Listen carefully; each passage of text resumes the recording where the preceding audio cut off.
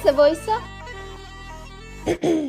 دختر که باشی مرهم مادر میشوی، عزیز دل پدر میشوی، رازدار برادر میشوی. ای جان مامان ذوق نکن، عمه میشی کلا به فنا میری. خب الان ناراحت نشو بیبی.